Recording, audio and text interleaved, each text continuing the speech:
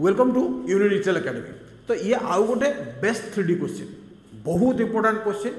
3D question माने concept with formula, खाली concept बुझिले हेनी यदि फॉर्मूला लर्न न कर, खाली फॉर्मूला लर्न कल हेनी यदि कॉन्सेप्ट न बुझ।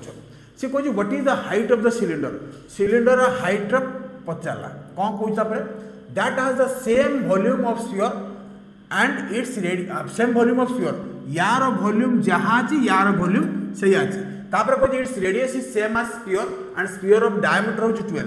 बोले मन रखता डायमीटर 12 है, रेडियस कत 6, आर तो सेम रेडियस अच्छी ना, ये भी तो 6 सेंटीमीटर होगा।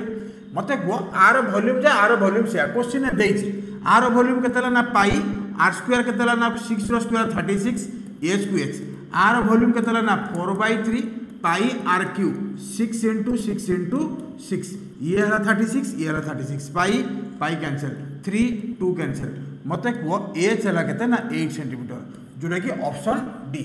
यही भाया क्वेश्चन आपण मानू जब भल लगुए आउ एग्जाम ओरिएंटेड क्वेश्चन मुझे 100% श्योर, तो निश्चित भाव में शेयर करेंगे, सब्सक्राइब करेंगे और लाइक भी करेंगे। थैंक यू, जय जगन्नाथ।